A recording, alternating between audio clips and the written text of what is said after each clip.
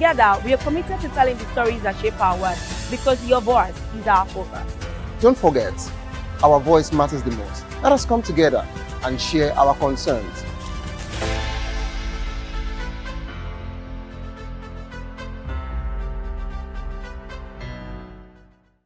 We encourage you to click on the like button and subscribe to our YouTube channel. We are Voice of the People TV. Also follow us on all our social media platforms. We are at VOP TV Live. Visit our website www.vop.ng for fresh and trending news. Also watch us live on SLTV channel 264. VOP TV, Voice of the People Television. Good evening, Africa. My name is Bamakore, actor, model, producer, and I'm giving a big shout out to VOP TV, man. Keep watching. Don't change the dial. Thank you and God bless you. My name is AY, and of course, I represent the voice of the people, and that's why I'm on VOP. AY say so. Hi everyone, it's your girl Miriam Tima from The Real Be the voice of the people. You already know. Stay tuned, keep watching. And don't forget, VOP is the best. All right, hello, I'm about that shaking the man fine back with Melanie Poppy Black Skin Boy. This is VOP TV. If you're not watching VOP, I don't know what you're watching. Maybe you're watching your weight. Hello, beautiful people. This is Wale Ojo, and you're watching VOP, Voice of the People. Hi, guys. You already know who it is. This is New Energy. Flyers, whatever, live it. Keep watching VOP TV. Thank you. Hi, people. Ginny Albano here. Guys, watching Voice of the People.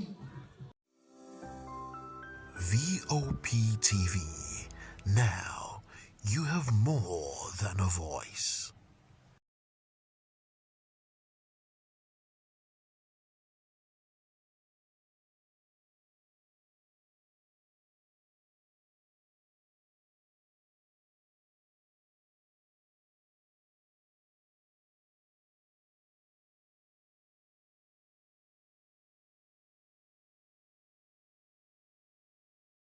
Every headlines, news breaks and events happens. We'll bring you unbiased and explicit information on politics, economy and state of the nation. We break down the chaos.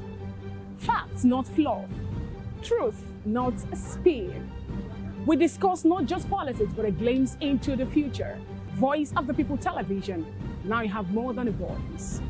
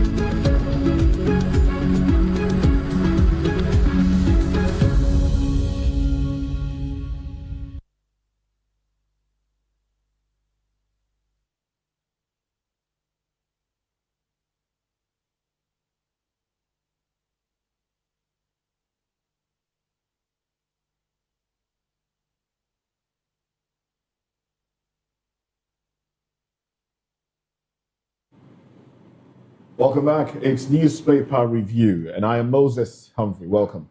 I am Chukuma Okoro. Thanks for joining us again. And I'm Jane Ogoye. Thank you for joining. And we have Mr. Darlington Agomo, legal practitioner and public affairs commentator, join us as well. Welcome to the program. Welcome back.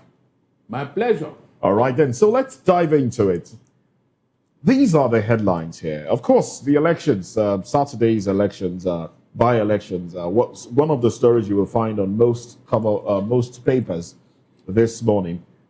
Well, let's check out what we have on the cover page of the Vanguard. And it speaks of the elections, actually. It says, 2027 elections, APC, 4 other parties ready.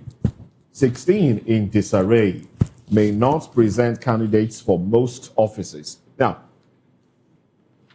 Barrister, let's have you go. Let's have your thoughts in, and then we'll look at the parties mentioned that are ready. So 5 parties positioned for nationwide contest. That's among the 21 parties that we have. And the parties named here by the Vanguard paper, you have the APC, you have the PDP. Some will disagree when it comes to structure. Some will disagree, though. Well, structure, PDP still has some structure in place, yes. But are they positioned? Labour Party, how did they come up with this list? New Nigeria People's Party, NNPP, and Social Democratic Party, SDP. We hear that these parties, according to this They paper, didn't even mention ADC. they didn't mention ADC. That these parties currently possess national structures, administrative depth, and electoral experience necessary to realistically participate in presidential, National Assembly, governorship, and state assembly contests across most states. Who brought that list? The Vanguard newspaper. The Vanguard newspaper. No, the Vanguard published what somebody told them. Who wrote the list? Well, this is that's a feature. It's a feature article. Yes. That's what I'm saying. Now, for them, are they the one that said it? Yes, it's Vanguard that said it. It is INEC that will determine who Who's ready. is ready. Yes, is that not true? No. It's not Barrister, Vanguard. that's not the point that Vanguard is. You know, Barrister, as journalists, you know, they have the political desk. Now, based on what they see outside, you know, what they gather from their correspondents nationwide, they can come up with a feature article, more like an opinion of what they feel is reality. So that is what they are stating now. But what are your thoughts on this? They couldn't have said that because the picture we have is not in tandem with what Vanguard said. Some of the people they mentioned there, I don't know how you will tell me that they are the only ones that are ready. ADC is out of the picture. Meanwhile, the whole Nigerians know ADC today as the most promising and permanent. But do they have structure? We're talking about nationwide structure. ADC has. Okay. Yes, they have structures all over the place. Administrative depth. They have. Okay. It's just that APC is trying to demarcate their opposition opponents so that they not look relevant in this election. That's not what they are trying to do. But okay, I thought that you come from the angle of when you were asking who did this and we told you Guardian. You know, I thought you come from the angle of the Lagos Ibadan media axis. You know their job. But that is what I think When it we is. say president, you know them. Yes. So because that is what I think they have done. I'm pretty surprised that the Vanguard could name APC, PDP. In fact, they could even name PDP. Because in terms of the strength of administration, now I think ADC seems to be stronger than the PDP. I'm telling you. PDP has practically only one governor in the south, and that's Seyi Makinde. Seyi Makinde is looking for a way to go to, because you understand that the other faction, you know, has overpowered him. Even at that, PDP. Bala Mohammed might just move over to the APC. So it leaves Dawda Lawal of Zamfara State as the last man standing. And so if you have a wicked superintendent over the PDP and he's doing all of that, and he says, well, if we feel the presidential candidate, it's going to be from the south. So I'm surprised that Vanguard will go to mention PDP ahead of the ADC. Meanwhile, we have people like David Mack, former Senate president, in ADC. We have Bolaji Abdullahi. We have Peter Obi, we have Atiku Abubakar. You have Rotimi Amechi, you know, across the length and breadth of Nigeria. So these are people who move their structures from where they are and dump them in the ADC. So I'm pretty surprised that they could leave out the ADC. You know, it's just trying to paint the picture of ADC is not serious and all of that. Exactly. And that's why I suspect that it was APC that brought But the ADC, does ADC appear to be serious? If you look at the build-up to the by-elections in Abuja, Amak, and the rest of them, we saw the likes of Atiku Abubakar campaign with the candidates of the ADC, Dr. Moses Paul. And, you know, we saw them buying corn, you know, doing things that Nigerians felt was outdated, where politicians will buy corn and, you know, even they were mocked. Wike did say, look, it's not about buying corn. It's about working for the people. Does it come across to you that the ADC, going by that election, was prepared to be a viable opposition against an APC that has the structure and is currently in power? I think what is going on in the ADC at the moment, is that they are infighting. That friction, that invincible friction, that they are trying to manage between Atiku, between P2B, between Amechi. It is what is affecting them. They didn't go because someone came from Enugu to Lagos. From Lagos, he's an aspirant. He's interested in contesting. So he now went to Abuja to do a few things, and now happened on the election. So we spoke on Friday. He said that he campaigned with Peter Obi. He went with Peter Obi that the support ADC is getting from in Abuja is massive. That they are doing a lot. But then he said something. For AMAC, he was sure, Abuja Municipal Area Council, he was sure that the APC was going to win it because of what he saw. But he said it would be difficult to determine elsewhere. Because if I walk through the APC, the FCT Abuja area, that's what he told me, I discovered that the ADC is on ground. The ADC is on ground? He's on ground, So I now asked him, who and who, was around to campaign for the ADC? He said Peter Obi was there, Atiku Abubakar was there, He didn't mention David Mark's name, but I know that he would have been there too at some point. He didn't mention Amechi's name. Probably they were not around there when I didn't monitor it closely. I didn't monitor it closely. So ADC, what I think that affected them in their council area is that they are still acting individually.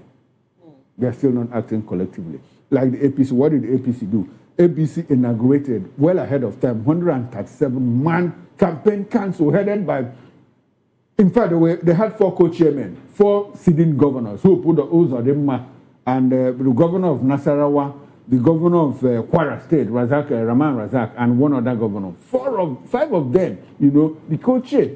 And they had a lot of big wigs, ministers and all of that in their campaign council. So they did a lot of work. They did a lot of work, which the ADC, I'm not sure anybody can. I'm even surprised that PDP won in Wagwalada council area. Because they managed. Barrister says that they gave him, they dashed them one. They dashed them one. So that later they will return it. They return it to APC and all of that. So this might be, I'm not sure this will be a test of what will happen in 2027. I say that because by the time they do the primaries, and all of them are giving us some kind of words where anybody that wins, we are going to support him. And that is not likely to happen. But why do you say in so? the Because ADC. this In they ADC. because they had a clean sweep. I'm talking about APC. No, I'm talking about ADC. Okay, the ADC. I'm talking Okay. about ADC. Okay. Amechi said whoever wins, we are going to support him. Peter Obi says whoever wins, we'll For support me, him. Atiku for says me. well, whoever wins, will support him. They will not do that. For me, These 3 people, if any of them loses out of that presidential ticket, he is sure to leave that party. I don't believe that. I'm sure. I absolutely agree. Yes, with the you. only person that might stay Is Atiku. No, the only person, if Atiku loses, he will leave. The only person that might stay is Rotimi Amechi. Because his ambition is not that very strong. Yes. But if Peter Obi loses, he will move. He'll move out. If Atiku loses, he will move. He will not. Atiku may not move. Atiku. Atiku He may will not not move. Yes. Okay. But where will he Atiku go? may not move. So because where will Obi go to? He has. They are not going anywhere. They will entrenched stay in the there. They will stay there. And wait for the next time. Obi And wait for- might move. Well, we have somebody who is in Abuja who joined earlier. Ikpe, well, good morning to you once again. Thank you very much for rejoining the conversation. Let's ensure that your audio is fixed and we can get your audio feed. Okay, yes. Good morning. Great. So we'd like for you to tell us, your experience of Saturday's elections. Well, before you do that, let me take the story as reported by The Guardian and the writers to it, and then we'll take your response. So this is how it's reported. It says here, low turnout, electoral reform backlash, shadow APC's FCT sweep.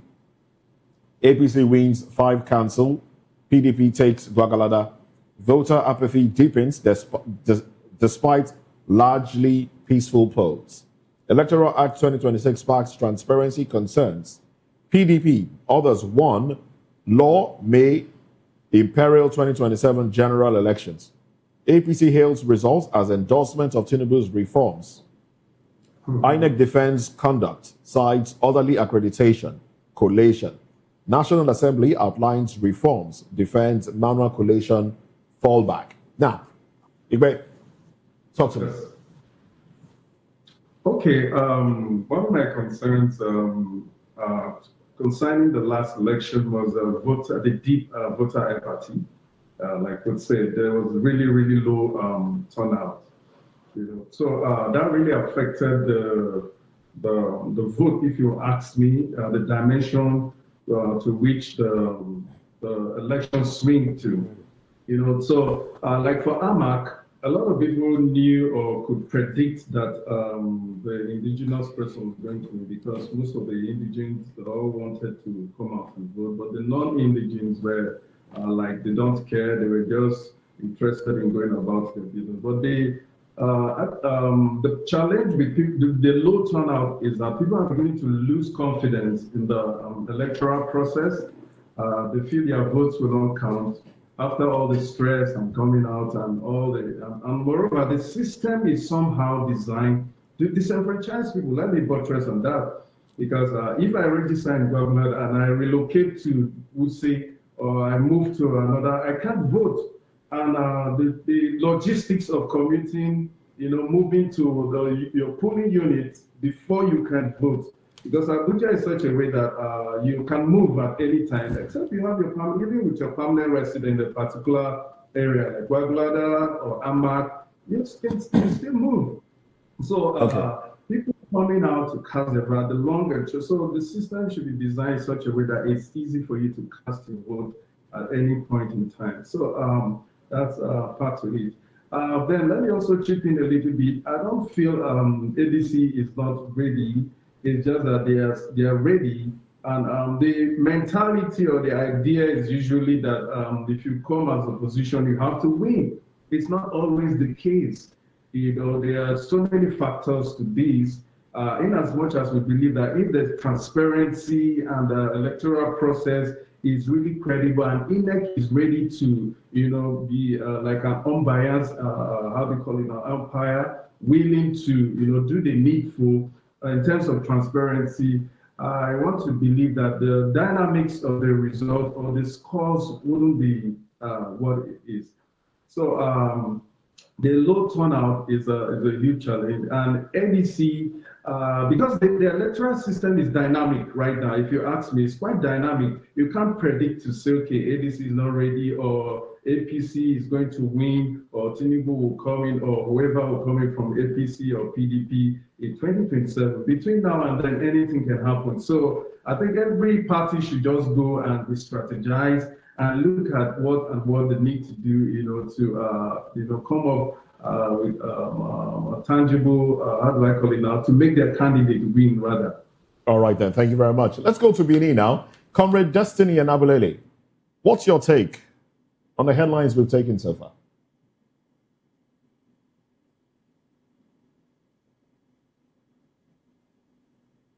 Well, do we still have Comrade Destiny and Abulele with us? Oh, unfortunately, I hear that we don't have your audio feed yet, so we'll like the engineers over there to fix that so we can come back to you. I mean, this involves your party, so you should be happy that at least you have one person in Gwagwalada. Okay, so we'll come back to you when your audio feed has been fixed. I'm not actually. Well, let's take some more headlines here. Okay, let me just take the headlines from the Vanguard and then we'll come back to the Guardian. Trump hikes U.S. global tariff rates to 15% after court's ruling. Isn't this man breaking the law? I mean, the court says you don't have a right to do it, and he says, oh, you really? I'm going to hike it even more. Oh, well. Raw materials export soars despite push for local processing. And then we have Catholic bishops to federal government. End Nigeria's bloodshed. Guarantee credible 2027 polls. YCE to Southwest governors. Be proactive. Curb terror attacks.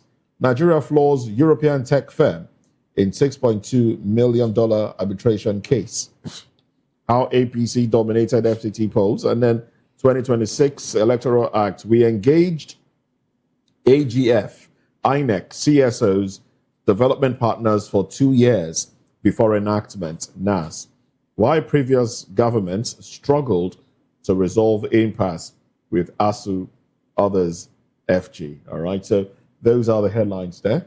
You want to react to any? Yes, I want to react to what APC did in Abuja. Have we talked about it? The elections? Yes, we're still on it. We are still on it. Yes, we are still on it. A lot of people will not like what I'll say, you know, but I just have to say it because it's not my duty to make anybody happy. You know, I have to say things the way I understand them. And you face the consequences. Yes, and I'll face the consequences according to the barrister. Remember, I'm here. From the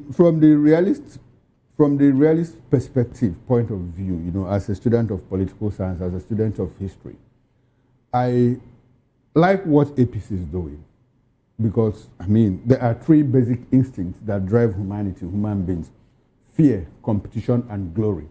And if you invest that in the struggle for power, politics, the power to allocate resources, you know, the authoritative allocation of resources, I like what APC is doing. Because some people, even in my university days at the master's level, some people say, you are a hawk, you behave like a hawk and all of that. I'm hawkish.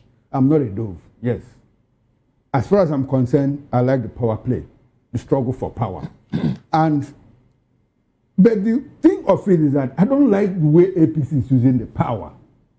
Because if you go through history, people that have grabbed power like this, they use it for the betterment of society. That is what is lacking here. That is essentially what is lacking here. We seem to have a docile opposition. PDP is dismembered, Labour Party is not there, ADC is struggling. So what do you expect the ruling party to take their hands and wait for you to take over power from them? They will not do that. So in that angle, I like what they are doing and what they did in Abuja. Can you imagine? They constituted 137 member campaign council with 5 governors. With 5 governors. They're deliberate. They are deliberate. They know what they are intentional. They know what they are doing. Because they have the resources. I wanted to say that. Because they have the resources. Yes. Good. The governor, the sitting governor, they have the resources. Exactly the to point. Play around. So now, we also have people on the other side who stole money, who stole our money, but they are not deploying it. They just stay in the fringes and campaign and mouth things. How many of them?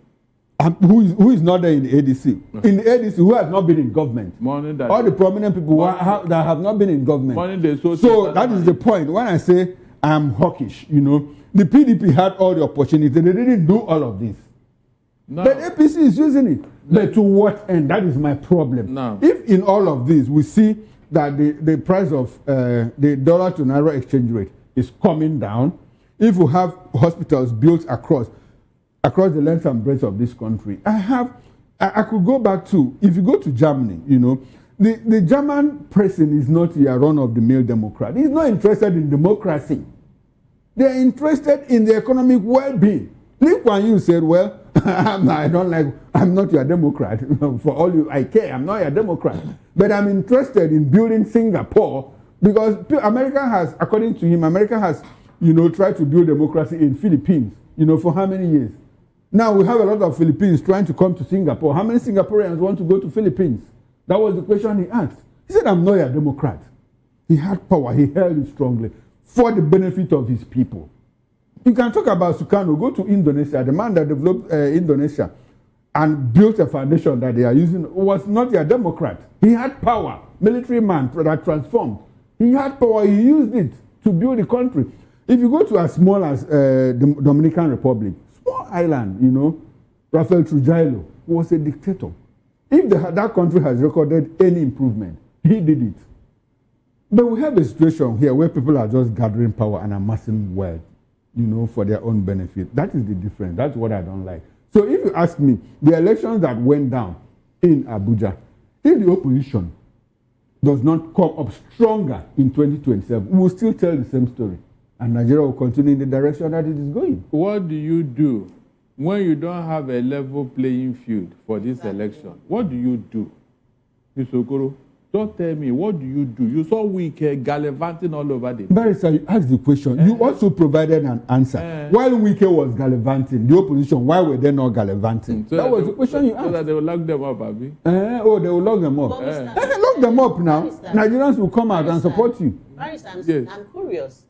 From a legal standpoint, we know that Wike is a political appointee. What does the law say? I mean, with regards his campaigning openly. Yes, thank you very much. Under the electoral law, people like Wike, governors, and every other state actor, they are not expected to be seen. Well, Wike is also a lawyer. What does did they say lawyers must? I don't understand. No, what she said, maybe he understands the law. No. Has Wike ever obeyed any of your laws? By the way, where did the Wike practice? Did you see any chamber he ran before? No, but barrister doesn't matter. He's a lawyer. He's a lawyer. He's a barrister. And he was called to bar. He was called to bar. Listen. Please. There is a difference between a lawyer and a legal practitioner. Are you getting one? And then being called to bar. You may be a lawyer or you may be a solicitor, but you are not a barrister. Okay. So these are differences. But that doesn't mean that you won't know the law. Having gone to law faculty, you know the law. It's a lie. Not everybody, all the politicians that have a law degree, they don't know a dime about the legal. Jed here just asked an innocent question. Well, she said Wike is a lawyer. I am trying to educate you. No, barrister, the education you are giving us. Me, bring Wike to this studio and let us debate. No, barrister, it's not about debate. The argument is that my position is that Wike doesn't need to have gone to court to understand the law. Yes. He read law. He went to law school. Who told you that if you don't practice it, you will not know the law? Is it not when you put things in practice that you don't know? Barrister, as a layman, I even know the law. But that doesn't make me a lawyer. The law you know is not the legal profession. All the things you are talking about law is what is people see in the constitution. They can quote the constitution. That doesn't make you a lawyer now. It doesn't make me a lawyer, but it doesn't mean that I don't know the law. So what does the law say about Wike's I have just told you now. The law is against it. But like everything APC, they like acting with what? Arrogance, impunity, lawlessness.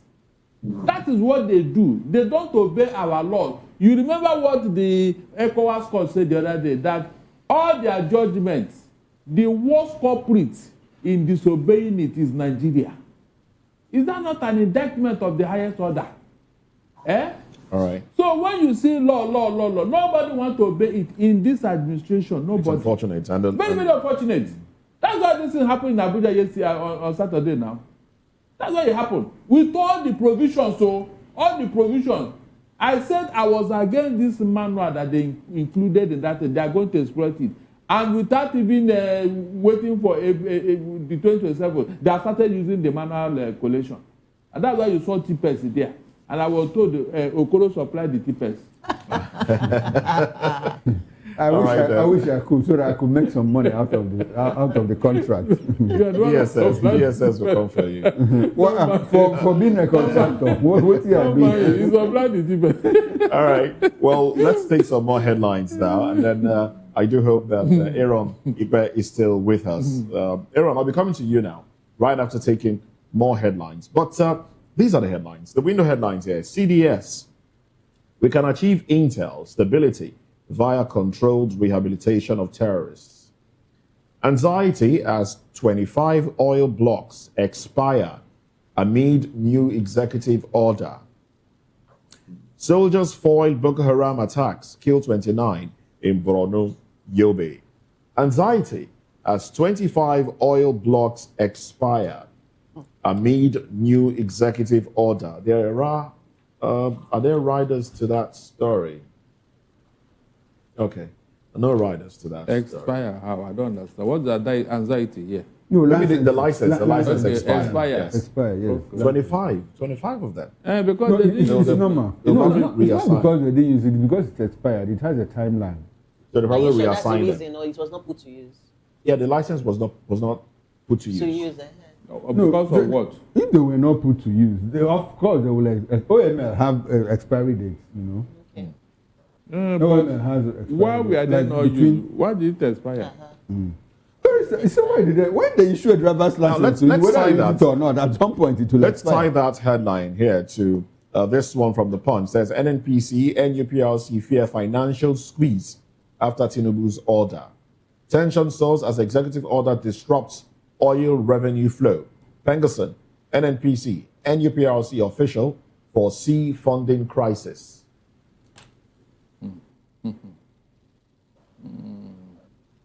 Well, that is your... let me come to you now, Aaron. What are your thoughts on this headline? Yeah, I'm just actually listening to the conversation there, saying that what happened, why did it expire? There are so many reasons for a license to expire, and with the executive order. Well, my concern actually is the inconsistency of policies within our system. Today is one policy, tomorrow is interjected with the other one, the next time, so things are just so, you can't predict. Even with the dollar and all of that, with the flow, with the up and down, coming down, some say, okay, it's up, it's coming down very soon. There's a lack of stability in the polity or in the system. It's a huge challenge. So if the oil wells, based on the executive order, have expired, just the way the dailies have put it, is for them to renew it. I don't think that there should be any anxiety to that. It's just for renewal, look for a way out of that. And then I want to believe that maybe it's the reallocation or the terms and conditions for reallocation that's going to be a challenge now. So those who are already who have put some things in place to get those oil wells back and all of that, by now they'll have to go back to the drawing board to see what they can do. Or those who have committed finances of monies into the whole process will now be settled back to start all over again. I think that's where the anxiety is. But we are in a system where I can say nothing is actually predictable as it is right now, because anything can happen. Sadly, so that's my take on that. And then I don't know if I can still go back on the issue of the elections and all of that. Like the other man was talking about using the power for the benefit of the people. Once you get the power, like the APC, we all believe that, okay, initially that they were coming to take the power for use for the benefit of the people. But it's looking like, okay, the power now is being used for, personal interest instead of the interest of the people. That is why you see, if you go down the street, if you interact with the ordinary people, from our businesses and from the, the middle class, the poverty rate is actually increasing. The unemployment rate is increasing.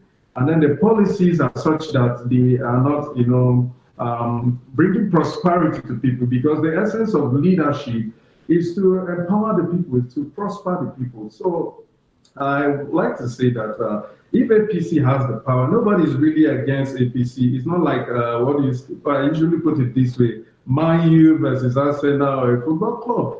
It's about are your policies really working for the people? How long will it take for a particular policy, with all your power, with all your strength, with all the financial, finances at your disposition, to make a simple policy to be achievable? Is it health? Is it education? Is it in the economy? Mention at least something. At least one policy is infrastructure.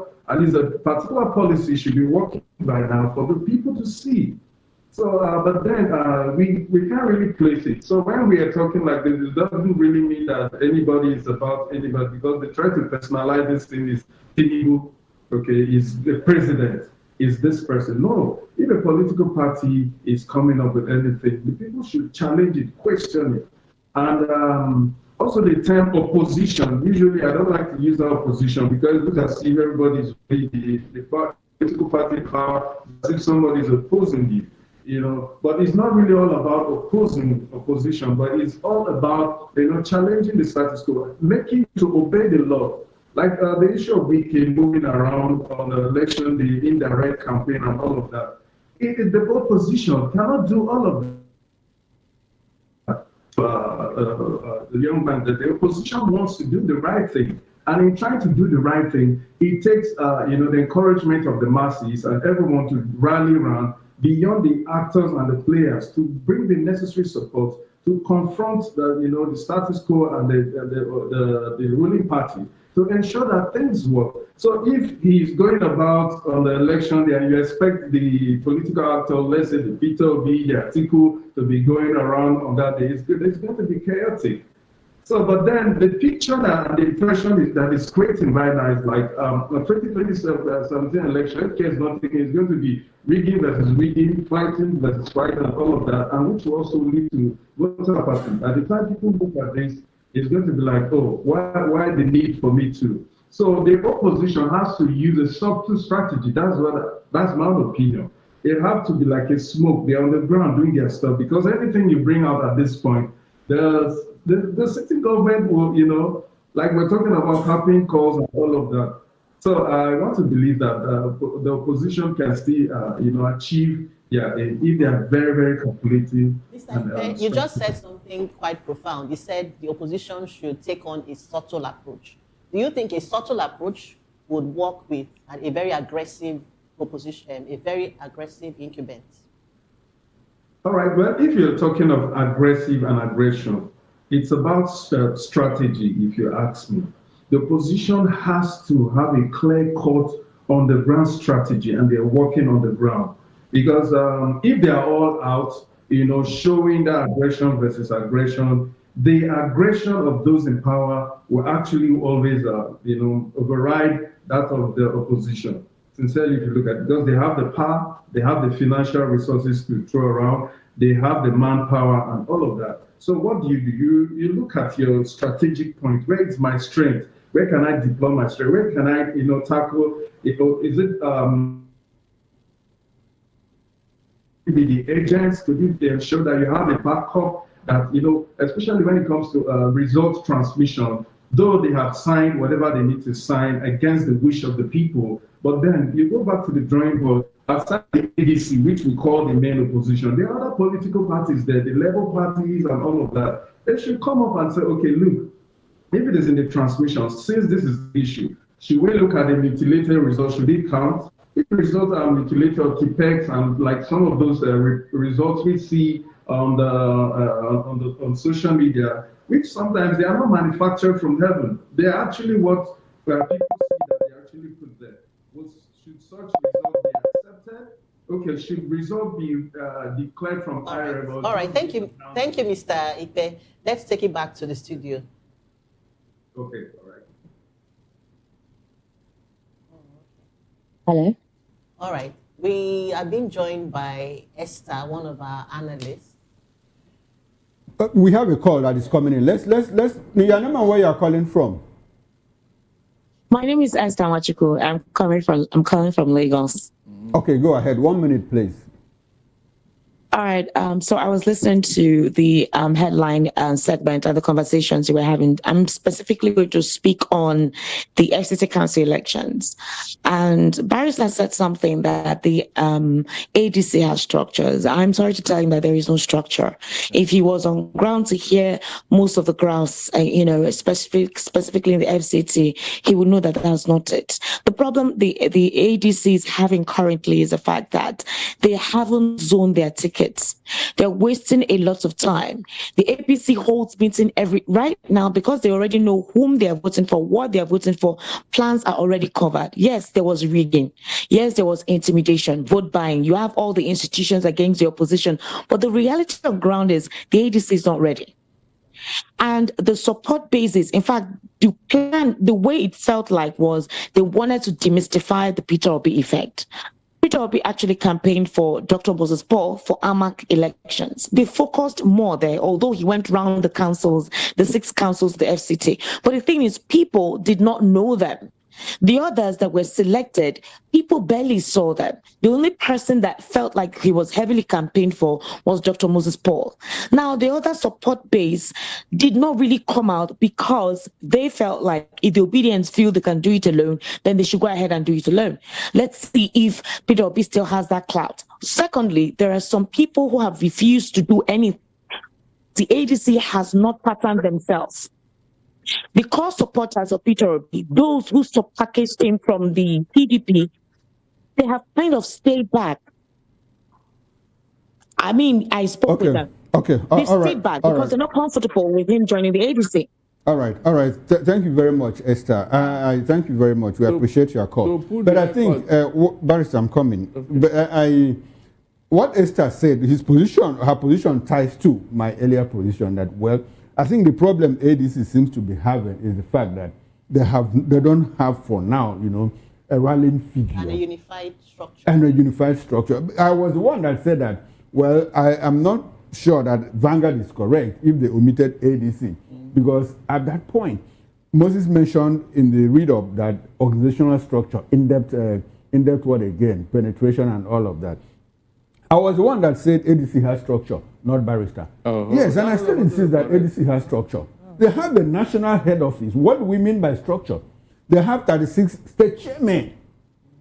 They have men at the ward level. And some of these people, like Atiku, donated his building in Abuja. He donated another one in, what's the name of, in Adamawa, in Yola.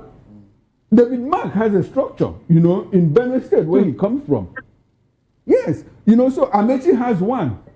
So if, except you are talking about structure in terms of organization, but in terms of, well, you have the committees at the national level, state level, and at the local government, even at the ward level, they had all of those things because some people Amechi pulled APC, part of APC from River State and dumped it in the ADC. Isn't that structure? I don't know what else that we mean by structure. Well, let's go to another headline here. We also activist kicks as Plateau sponsors pilgrims with 7,000. I beg your pardon. Sorry, I take that again. Activist kicks as Plateau sponsors pilgrims with 7.48 billion naira. Pilgrims in a poor state that's looking for funds. 7.48 billion naira. They can afford that now. Should be they are getting more money from afford what? Afford what? They are getting more money. How rich is the state? And they said it should sponsor pilgrim with the money. Lots of other people are It's one thing to get the money. There's another thing to prioritize. Now they have chosen their priorities now. That's what they want. Who is kicking? Is it activists? Activists will kick now. The people that are enjoying it will not kick. And the state they are talking to will not see any reason to backpedal. You see, the people that the states they are talking to who brought out this money. When you Barrister, when you go to Plateau State, you see that the beneficiaries, they will probably send the wife of some very influential people and their children. So when activists roll, into them and say, "Look at what is," you say, "But this thing." I think I even want to stand with Mr. Agbemo's take that they should ban this thing. They should just ban this. I'm telling you. And all of this. No, they will not. Yeah? Because it's a conduit pipe, right? Yes. Apart from being a conduit pipe, we are very religious people. Because if you want to ban pilgrimage, are you going to ban pilgrimage to Israel? Are you going to ban Hajj and all of that? That is the question. Why not? If you remove the two of them, so we need a leader who will come and say, in my state, I'm not going to sponsor either pilgrimage to Mecca or pilgrimage to Israel. If you want to go, procure a visa. We have the Hajj Commission or the Pilgrimage Commission will help you procure a visa, but you pay for everything on your own. Yes, that is one way we can do. But so long as you go to a state that is multi-religious, like a state like Plateau, where you have Christians and Muslims, you cannot sponsor one and leave the other. That's true. So this one now is for Muslims, have you? No, they say pilgrimage. Pilgrimage. That's Jerusalem. Christians. Okay. All right. That's good. Well, let's touch on another headline here.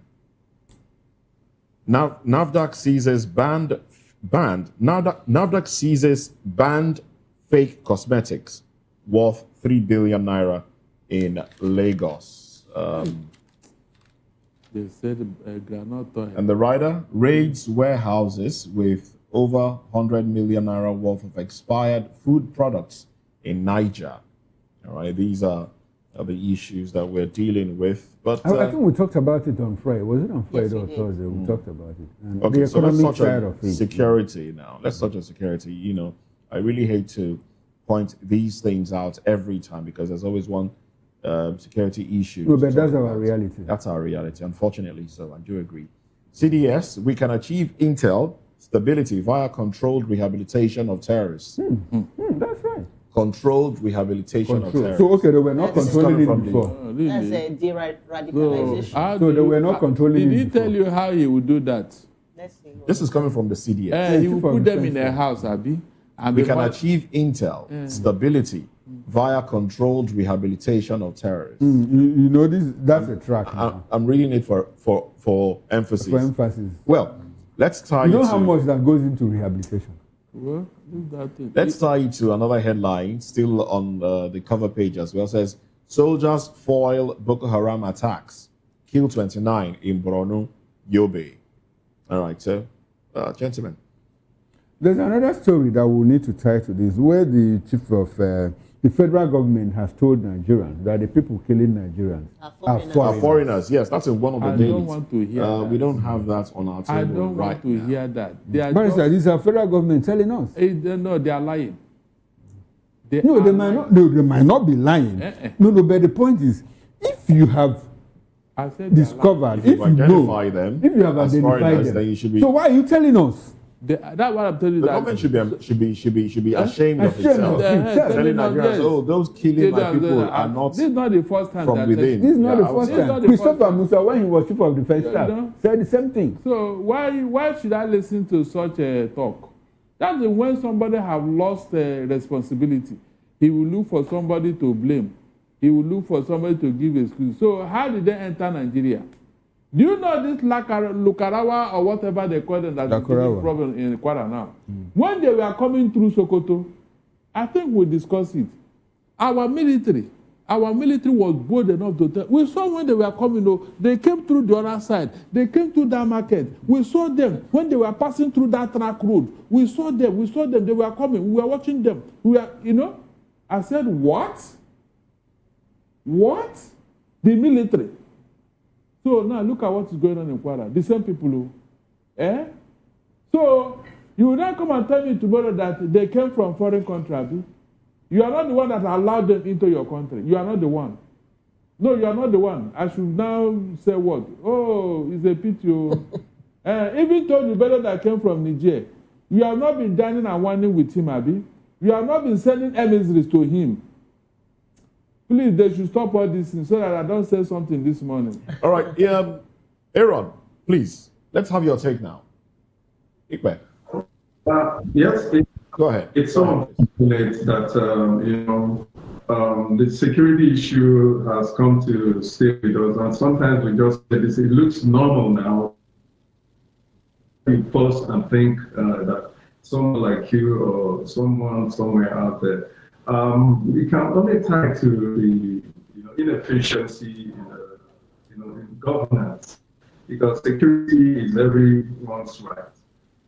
It's just like an indirect war. I think that's what the government should see, because the number of lives that have been lost as a result of insecurity is as good as declaring one country as like a war between one country and the other. If your citizens are, keep dying on a daily basis, one thing or the other is, happening.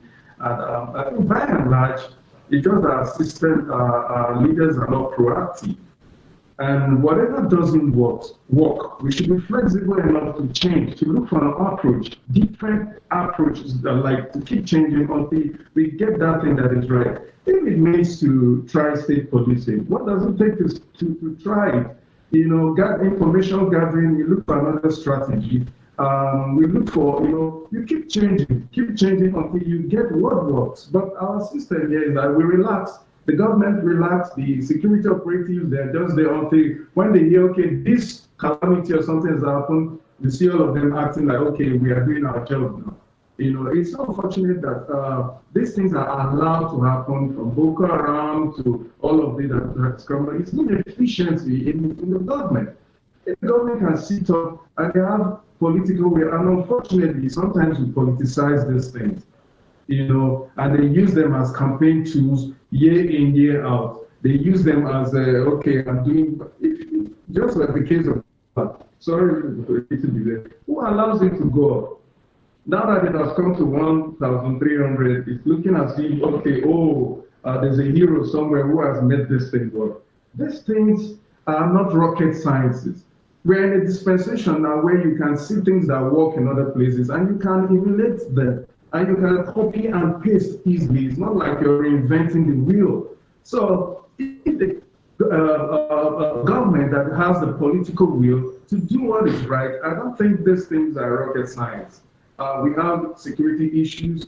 Every day these things keep popping up. I don't think there's a political will anywhere to tackle these things. So citizens are left without choice but to protect themselves. And that's what is going to happen by like it's just like the disadvantage of voter apathy as well. By the time people lost trust, lost credibility in government and everything, they start by default revolt. You see people revolting, all the grammar and everything, because people revolt based on their reality and what is happening. So the government should actually take out time and look at things from other perspective. Our president, according to me, is doing the best he can, but I don't think the best is good enough. That's my own personal opinion. I think he has the capacity to do more, but if he's willing to do more, I think he should be able to do, especially in aspect of security. All right, if he's willing to do more, then he should do more. Thank you very much. He can do more. Actually, he can do more. Igwe, thank you for your time. Thank you for your contribution. But Moses, please, Moses. So much. Imagine if APC or the president can deploy the same energy they are using to pursue political power. If they should deploy it into this insecurity, do you think we will still be where we are now? That's what is missing. That's what is missing. That energy is not It's there. deliberate. I don't know. So anybody telling me that somebody is a master strategist, I don't believe in it. It's not true. Oh. The real thing that you're supposed to, you are not doing it. Well, this would be a good place to anchor the conversation for today. Thank you very much, Barrister Darlington Agumon. Thank you also, Igwe, Aaron Igwe. And, my colleagues here, Chukwuma Okoro makes a comeback later tonight at 6 p.m. Political Lens. And I'll be joined by Barrister Darlington Agumon. As usual, we'll travel around Nigeria to bring you interesting, trending political stories. Join us then. It promises to be quite interesting. Thank you for joining us. Please join us tomorrow at 8, bright and early. Yeah, bright and early, 8 a.m. We'll be here, ready to serve you breakfast, our own style, giving you information. Information is vital. You know that. But that's it on the show. This is how far we can go today. But sports comes up next. So keep it locked on VOP Television. I'm Moses Humphrey. Bye for now.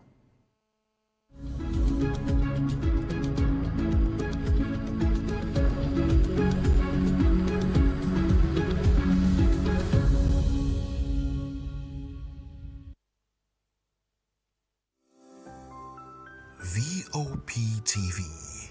Now you have more than a voice. In a world where truth is the ultimate power and opinions scream the loudest, it's time to wade through the noise. Hunger no get tribe! Hunger no get religion! And scan the human interest and trending topics that matter. Stay tuned to The Issues, your plug to the stories making the buzz, from politics to science and technology, social justice, and more. Let's tackle the tough questions and expose the truth. The Issues on Voice of the People Television, Mondays to Fridays, 8 to 9 p.m. The Issues. Don't just react, understand.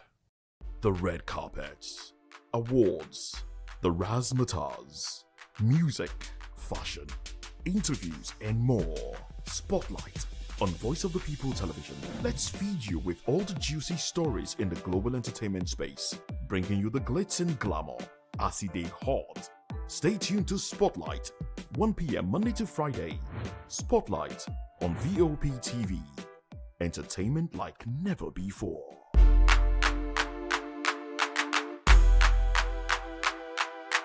To know the happenings in the maritime sector, join us on the program Maritime Frontiers on VOP TV as we discuss key areas in the maritime sector, from aquaculture, maritime transportation, maritime labor regulation, oil and gas exploration, ferry and passenger insurance, marine pollution and prevention, port operations, and lots more. Maritime Frontiers, exploring Nigeria's blue economy.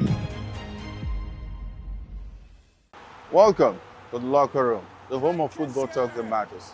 I am Jerry Apelon. Join us every weekday, Monday to Friday at 5 p.m. Nigerian time, as we share the hot takes and hot debates in the exciting world of football. And joining me are the usual suspects, Ikechukwu and Mayowa, as we break down all the hot takes and everything that's happening in the football.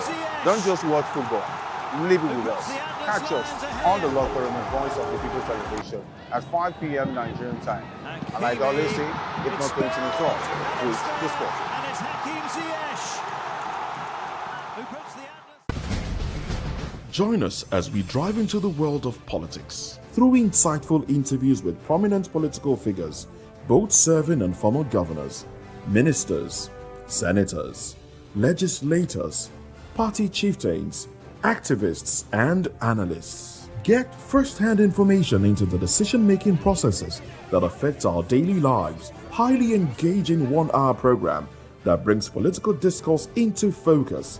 I am Chukwuma Okoro. Political Lens, Monday through Friday, 6 to 7 p.m. Join us. Are you ready for the extraordinary? Something big is happening on your screen. Introducing VOP TV. Now streaming on SLTV channel 264. From breaking news to captivating conversations, news analysis, giving you all sides to the story. We break in-depth discussions on the issues that matter, from politics to sports, entertainment, and lifestyle. VOP TV on SLTV channel 264. Join us as we redefine what television means to you.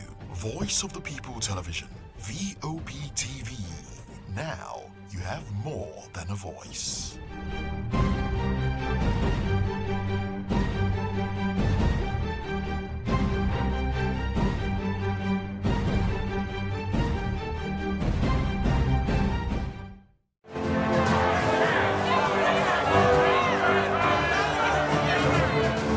Do you want your voice to be heard? Do you know that you matter in the scheme of things?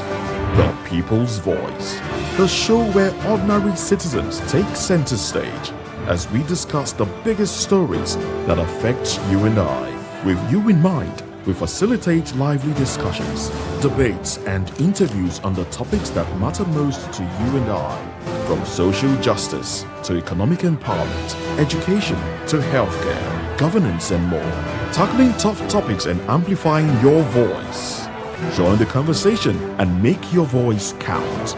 The People's Voice. Make your voice count. In a world where power shifts with every headline, In a nation full of questions, In a world filled with noise, the truth needs a voice. The policies that shapes our world and the economy that determines our future. Every hour, every day, the grapevine keeps buzzing. And together, we are committed to telling the stories that shape our world, because your voice is our focus. Don't forget, our voice matters the most. Let us come together and share our concerns.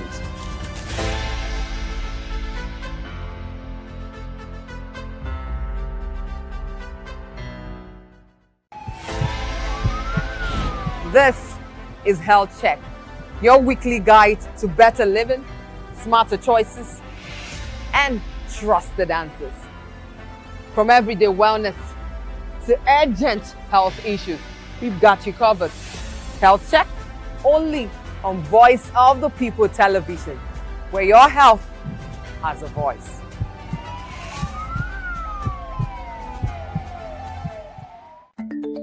Africa is on the move, a continent of rising voices, untold stories, and powerful transformations. From the streets of Lagos to the heart of Nairobi, from the mines of Congo to the tech labs of Cape Town, the African story is being written every day. Bold, dynamic, unstoppable. This is African News on Voice of the People Television. We don't just bring you the news. We analyze and bring you Africa's heartbeat, the politics that shapes our nations, the economies that drives our future, the cultures that defines who we are, the voice that must be heard. Africa News, Africa's voice, Africa's future. Where Africa speaks, the world listens.